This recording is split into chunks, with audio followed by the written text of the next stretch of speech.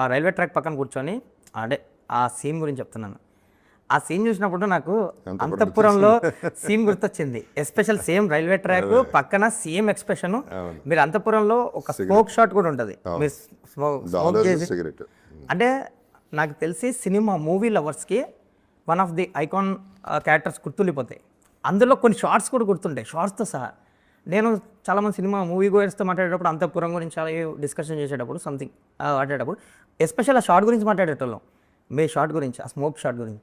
నాకు తర్వాత కట్ చేస్తే కోఇన్సిడెంట్ ఏమో కానీ సేమ్ రైల్వే ట్రాక్ సేమ్ మీరు సేమ్ అనిపిస్తుంది, గుర్తొచ్చింది నాకు. ఒక్కసారి అలా గుర్తొచ్చింది. దట్స్ వెన్ ఐ థాట్ అంతఃపురం మించిపోవాలి ఈ షాట్ అనుకున్నా. ఓకే, అది in fact it was an inspiration మళ్ళీ. ఎందుకంటే అది నా peak shot in my career, Antahpuram death. ఆ స్మోక్ షాట్ అందరూ మాట్లాడుకున్న షాట్ అది. అది గుర్తొచ్చి అందుకనే సగంలో ఆపేశాను. గుర్తింపు అనకుండా అది చెప్పాను. సినిమాలో ఎంతవరకు డబ్బింగ్లో చెప్పాను ఇట్లా. అంటే ఫుల్గా కూడా కంప్లీట్ చేయకుండా పోయాడు అనేది అర్థం అవ్వాలి, బట్ పూర్తిగా ఆయన పడకూడదు ఓకే అని ట్రై చేశాను. ఇవన్నీ టచెస్ ఇవన్నీ ఒక ఎత్తు అయితే ఏమైందంటే బేసిక్లీ మనకి హెల్ప్ అయింది బుచ్చి మళ్ళీ నన్ను క్లైమాక్స్లో తీసుకురావటం. అది నా ఒక ఆర్టిస్ట్కి ఒక క్యారెక్టర్ నిలబడటానికి అది సాలిడ్, ఒక స్ట్రాంగ్నెస్, అది స్ట్రెంగ్త్ ఇచ్చేసింది. ఎస్పెషలీ అంత పెద్ద హీరో అక్కడ ఉన్నప్పుడు తను గుర్తు చేసుకోవడం ఆ టైంకి అనేది that is the brownie point, that is the icing of the cake. పైగా ఆ ఊరికి కూడా అప్పలవలస అని పెడతాడు. అందుకని అన్న అప్పలసూరి టు అప్పలవలస తీసుకెళ్ళాలంటే అది నేను ఉన్నానా పోయానా అనేది పక్కన పెడితే ద ట్రావెల్ నా ఫస్ట్ హాఫ్లో అయిపోయిన నా జర్నీ సెకండ్ హాఫ్లో కూడా మళ్ళీ బతికిచ్చాడు. మళ్ళీ గుర్తు చేశాడు. అంటే మళ్ళీ బతికా, నా క్యారెక్టర్ బతికింది మళ్ళీ. అది సార్ ఆ సీన్ గురించి చెప్పండి సార్. చరణ్ గారిది మీ మధ్య ఇంటర్వెల్ బ్లాక్ ఏదైతే ఉందో చాలా ఎమోషనల్గా ఉంటుంది అది. ఆయన పాపం చాలా ఎమోషనల్ అవుతూ ఉంటాడు. అంటే మీ బాండింగ్కి మీరు అన్నట్టు మీ బాండింగ్ని గుర్తు చేసే సీన్ అది. ఇంకా మిస్ అవుతున్నాం అనేది కదా ఒకరినొకరు. సో అది ఆ సీన్ గురించి, ఆ షూట్ ఎక్స్పీరియన్స్ గురించి చెప్పండి చరణ్ గారితో. వెరీ లెంగ్దీ షాట్ యాక్చువల్లీ తీసింది. అంటే రకరకాల షాట్లు తీశారు. అది సింగిల్ టేక్లో ఓకే అయిపోయింది. అంటే డైలాగులన్నీ కంటిన్యూస్గా జరిగినాయి. అంటే I would say it's iconic scene more than big scene. అక్కడ ఇద్దరు జగపతి బాబుని పెద్ది మర్చిపోయాడు, పెద్దిని రామ్ చరణ్ నేను మర్చిపోయాను. ఇద్దరు అప్పలసూరి పెద్ది అయిపోయాం అక్కడ. బట్ ఆ ఫీల్ అంటే నేను ఎంత డైలాగుల్లో ఫీల్ అవుతున్నానో చరణ్ అంత ఫీల్ అవ్వాలి ఏడవటంలో. సో అది ఇద్దరు ఎమోషన్ ఎట్లా ఉందంటే మా ఇద్దరికి చరణ్తో ఎప్పుడూ ప్రాబ్లం లేదు. ఏ ఆర్టిస్ట్తో నాకు ఎప్పుడు ప్రాబ్లం లేదు, పాపం కోఆపరేటివ్ అందరూ. చరణ్తో ఏంటంటే చరణేగా మన చరణేగా అనే ఫీలింగ్ నాకు ఉంటుంది. చనువు అనుకోవచ్చు. చనువు అది దానికి కూడా. అంటే వన్ మోర్ అడగటానికి ఎవరితోనే హెసిటేట్ చేయవసరం లేదు. ధైర్యం ఉంటుంది కదా ఫస్ట్. మనాడు అనుకున్నప్పుడు ధైర్యం ఉంటుంది. సో అట్లా ఆ ధైర్యంతో నేను చేసాను. ఇబ్బంది పడింది చరణ్. ఎక్కడ ఇబ్బంది పడ్డాడంటే మొత్తం నాకున్న ప్రాస్థెటిక్స్ గెడ్డం మేసం అన్నీ పెట్టినాయి కదా. అండ్ ఒక పక్క నోట్లో నీళ్ళు పోస్తే పోస్తున్నాను నీళ్ళు. తను ఎక్కడ పట్టుకోవాలో తెలియట్లా. ఏం పట్టుకున్నా ఊడుతుందనే ఓ భయం. ఓకే, ఇక్కడ పెట్టాలంటే పోస్తున్నాను ఓ పక్క, ఇక్కడ పెట్టుకోవాలంటే ఇక్కడ బ్లడ్ ఉంది, ఎక్కడ పట్టుకోవాలో తెలియదు. ఫ్రేమ్ ఎంత ఉంది, ఎక్కడో చాట ఇక్కడ పట్టుకోవాలి, దాంతో పాటు ఎక్స్ప్రెషన్ ఇవ్వాలి. సో అది నాకు నవ్వు వచ్చింది. సార్ చాలా ఇబ్బంది పడి ఉంటాడు చరణ్ గారు. నాకు నవ్వు వచ్చింది. బట్ అది మేనేజ్ చేసుకుంటే ఎక్స్ప్రెషన్తో కొట్టేశాడు మళ్ళీ. ఓకే, నిజంగానే అక్కడ మంచి మార్కులు కొట్టారు. మీరు స్కోర్ చేశారా, ఆయన స్కోర్ చేశారా? ఆ సీన్ ఇతను స్కోర్ చేయాలి కదా. ఇతను స్కోర్ చేస్తేనే ఆ సీన్ పండేది. తను రియాక్షన్ లేకపోతే నా యాక్షన్ లేదు. సార్ నిన్న బుచ్చిబాబు గారు తన స్పీచ్లో మాట్లాడుతూ అప్పలసూరి గారికి క్యారెక్టర్కి థ్యాంక్ యూ చెప్పాలి జగపతిబాబు గారికి. ఈ కథ పెద్ది అనే కథకి ఒక కాగడాకి అగ్గి రాజేసింది ఆ పాత్రే అని చెప్పారు. సో ఇంటర్వెల్ నుంచే కథ సీరియస్నెస్లోకి వెళ్తుంది, అసలు కథలోకి వెళ్తుంది. సో మీ క్యారెక్టర్ ద్వారా సార్ యాజ్ యాక్టర్ ఇలాంటి క్యారెక్టర్లు రావడానికి ఒక డికేడ్ పడుతుంది. ఆల్మోస్ట్ హాఫ్ డికేడో పడుతుంది. Why sir? అంటే యాజ్ ఏ యాక్టర్గా మీరు చెప్పండి. ఇలాంటి మంచి క్వశ్చన్ చేసేది. ఇప్పుడు అదే వెరీ ఫ్యూ డైరెక్టర్స్ క్యారెక్టర్లను మైండ్లో పెట్టుకుని రాసే డైరెక్టర్స్ తక్కువ ఉన్నారు. It is always mostly the hero. మన industry is hero driven. So ఎక్కువ కాన్సన్ట్రేషన్ అటు వెళ్ళిపోయేపాటికి మిగతా క్యారెక్టర్స్కి ఇంపార్టెన్స్ తగ్గుతుంది.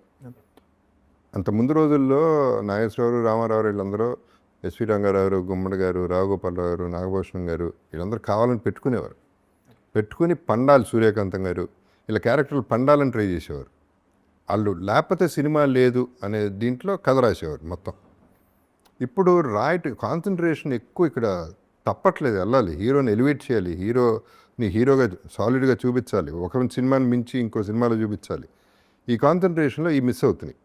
అందుకని ఈ క్యారెక్టర్ ఆర్టిస్టులకి తక్కువ అవుతుంది. సో నేను నాకు కూడా 8 ఏళ్ల తర్వాత మంచి క్యారెక్టర్ పడింది. పుష్ప 2 పడింది, బట్ బ్యాడ్ లక్ ఏమైంది, అది ఎక్కువ లెంగ్త్ అయ్యేపాటికి 3కి వెళ్ళింది నా మేజర్ పోర్షన్. సో అది నేను కౌంట్ చేయట్లేదు. మిగతా సినిమాలకి దీనికి మళ్ళీ డిఫరెన్స్ ఏంటంటే అన్నిట్లో విలన్ అంటే ప్రాణాలు తీసేవాడిని, దీంట్లో ప్రాణదానం చేసేవాడిని. So there is a lot of difference. ఇది పాజిటివ్, అది టోటల్ నెగిటివ్. అందుకని this one will be one up. అది సార్ నాకు తెలిసి అంటే జగదోవర్ని ఇంకా సరిగ్గా వాడుకోవట్లేదేమో, అంటే వాడుకుంటున్నారు ఇప్పుడు ఇలాంటి క్యారెక్టర్లు వస్తాయి కానీ ఇంకా వాడుకోవచ్చేమో అనిపిస్తుంది ఒక టైంలో. అంటే నాకే కాదు, నాకు అదే ఫీల్, ఆడియన్స్కి కూడా. అంటే మీకు కూడా యాజ్ యాక్టర్గా ఆకలి ఉంటుంది. ఎంత చేసినా ఇప్పుడు అప్పల్ సూరిగా చేసినా మీరు ఇంకొక ఛాలెంజింగ్ క్యారెక్టర్ పడితే బాగుండు 1-2 ఇయర్స్లో అనిపిస్తుంది. సో ఆడియన్స్ కూడా అలా అది ఉంటుంది.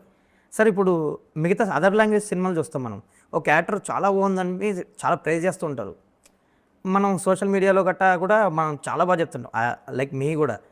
బట్ మీ క్యారెక్టర్కి వచ్చేసరికి మీరు సెకండ్ ఇన్నింగ్స్లో ది బెస్ట్ క్యారెక్టర్స్ చేశారు, బెస్ట్ పర్ఫార్మెన్స్ చేశారు. బట్ ఏదో జగదోవర్ని మెచ్చుకోవడానికి చెప్పడానికో ఎక్కడో ఒక చిన్న పాయింట్ అడ్డు కొడుతుందేమో అనిపిస్తుంది ఆడియన్స్ కానీ. అంటే మీ గురించి ఇంకా చెప్పడానికి అదర్ ఆర్టిస్టులని అదర్ లాంగ్వేజ్ ఆర్టిస్టులతో. బాగా అడుగుతున్నావు రాజేష్, నువ్వు చాలా సెన్సిబుల్గా మాడుతున్నావు, అంటే ఫీల్ అయ్యి అడుగుతున్నావు. ఇన్ని ఏదో అయితే అడ్డం పడతాం. అది 2 రకాల రీజన్స్ ఉండొచ్చు. ఒకటి నా బాడీ లాంగ్వేజ్, నా బిహేవియర్. అంటే ఇతను ఎట్టగా ఎక్కువ ఎక్స్పెక్ట్ చేయడు, ఓకే, ఇతనికి చెప్పవసరం లేదు అనేది ఒక సైకాలజీ. ఇంకో సైకాలజీ, జనరల్ సైకాలజీ, మనాడే కదా అనే చులకన ఉంటుంది. మేబీ అది ఇందాక చెప్పినట్టు అదర్ లాంగ్వేజెస్, అదే వేరే డైరెక్టర్, అదే ఇందాక ఇంటర్వ్యూలో కూడా చెప్తా ఉన్నా, ఫోన్ చేసి ఏంటండి ఇదే మలయాళ పాడో, హిందీ వాడో, తమిళనాడో చేసి ఉంటే ఎక్కడికో లేపి కూర్చోబెట్టేవారు క్యారెక్టర్ని. ట్రూ. మిమ్మల్ని చేయరేంటి, ఇదేం బ్యాడ్ లక్ అండి, మీరు వేరే కంట్రీ వెళ్ళిపోండి అంటాడు. దొరకడు జగపతి బాబు అంటే అప్పుడు వేస్తున్న వాల్యూ మీకు, మీరు ఇక్కడే ఉన్నారు కాబట్టి ఇక్కడే పడి ఉన్నాడు అనే టైప్లో ఉన్నారు వాళ్ళు అనేది అన్నారు. సో ఈ 2 సైకాలజీస్ వర్క్ అవుతాయి. అండ్ ఇది నా క్యారెక్టర్లో కూడా మిస్టేక్ ఉంది. ఇది అంటే నేను అడగను, ఎక్స్పెక్ట్ చేయను అని ఫిక్స్ అయిపోతారు. సో లైట్ తీసుకుంటున్నారు బేసిక్లీ, కానీ అప్పల్ సూర్యని లైట్ తీసుకోలేకపోయారు. సో అందుకని ఇన్ని ఇంటర్వ్యూలు జరుగుతున్నాయి, ఇంత టాక్ జరుగుతుంది అప్పల్ సూర్య గురించి. Sir true. సార్ మీరు అన్నది గుడ్ పాయింట్ యాక్చువల్లీ, నిజంగానే. అంటే నేను కూడా మీకు అప్పుడప్పుడు తక్కువ సార్లు ఫోన్ చేస్తుంటా, కొన్ని క్యారెక్టర్లు చూసి, కొన్ని సినిమాలు చూసి, వెరీ రేర్గా చేస్తుంటాను మీకు. ఎందుకంటే మీకు ఏదన్నా అప్రిషియేట్ చేయాలన్నా, ఏదైనా పొగడితే చెప్పాలన్నా, మీ పర్ఫార్మెన్స్ గురించి మాట్లాడాలన్నా జగదోవర్ తీసుకోరేమో, దీన్ని ఎలా తీసుకుంటారో అనేది ఉంటుంది నాకు కూడా. ఎస్పెషల్లీ నేను ఇప్పుడు పెద్ద చూసి మీకు ఫోన్ చేశాను, నాకు మైండ్లో చేసే వరకు కూడా అలాగే ఉంది. ఇప్పుడు దీన్ని ఎలా తీసుకుంటారో, అయినా బాగుందని, ఆ ఎక్స్ప్రెషన్ బాగుందనో, సంథింగ్ మీ క్యారెక్టర్ బాగుందంటే ఓకే రాజేష్ అని ఫోన్ పెట్టేస్తారేమో అనుకున్నా. బట్ మీరు ఒక కిడ్ లాగా థ్యాంక్ యూ రాజేష్ అని ఒక స్మైల్తో చాలాసేపు మాట్లాడి నా ఫీడ్బ్యాక్ తీసుకొని ఆ పొగడ్తను ఎంజాయ్ చేస్తున్నారు యాజ్ యాక్టర్గా. నాకు అనిపించింది ఫోన్ కాల్ కట్ చేశాక ఒక సెకండ్ నాకు అనిపించింది, ఇంత జర్నీ చూశారు, ఇన్ని క్యారెక్టర్స్ చేశారు జగపతి బాబు గారు, ఇంకా ఒక పొగడ్తో లేకపోతే ఒక ఆడియన్గా చూసి ఒక ఫీడ్బ్యాక్ చెప్తే తన పర్ఫార్మెన్స్ గురించి ఇంకా ఎంజాయ్ చేస్తారా, ఆయన ఇంకా ఎంజాయ్ చేస్తున్నారా అనిపించింది సార్. అంటే పొగడ్తకి వాస్తవానికి తేడా ఉంది. నువ్వు చెప్పింది వాస్తవం. అయ్యా సార్, అందుకని రిసీవ్ చేసుకున్నా. ఒట్టి పొగడ్తైతే నాకు అంటే ఎస్పెషల్లీ అది ఫాల్స్ అంటే తిప్పి కొడతా నేను. అందుకే మీకు చేస్తుంటాను నేను, అందుకే 100% వద్దనే అంటాను. అని రాజేష్ ఒక మాట చెప్తాను, రాజమౌళి గారితో ఇట్లాగే బాహుబలి ఎప్పుడో what ever I don't remember which film చెప్పి ఇట్లాగే నాకు జంకాను. ఆయన ఎన్నో కాంప్లిమెంట్లు, కోట్లు కాంప్లిమెంట్లు వస్తూనే ఉంటాయి. ఆయన ఇన్ని బోరు కొట్టుంటాడని చెప్పాయండి, ఇది చాలా బాగుంది ఇట్లా అని మంచిగా చెప్పా సినిమా చెప్పి సరే మీకు బోర్ కొట్టేసి ఉందండి, లేదండి ఇదే మా ఆక్సిజన్ అండి అని. సో ఒక ఫీల్ లా ఉంటుందేమో. అది అందరికీ ఆక్సిజనే ఉన్న వాస్తవం చెప్తే. పొగడ్త అనేది అడిక్షన్, అది వేరు, అది ఈగో సాటిస్ఫాక్షన్. వాస్తవం అనేది సాటిస్ఫాక్షన్, ప్యూర్ మనిషి సాటిస్ఫాక్షన్. సో వాస్తవం ఎప్పుడు తీసుకుంటా, పొగడ్త ఎప్పుడు తీసుకోండి. పొగడ్త వేరు, దాని లెవెల్ అది పొగట్టం అట్లా మాటే రాంగ్ నా ప్రకారం. అది పొగడ్త కాదు, అప్రిషియేషన్ అంటే ఒక ఉన్నది చెప్పటం అనేది ఒక ఫీల్ అది.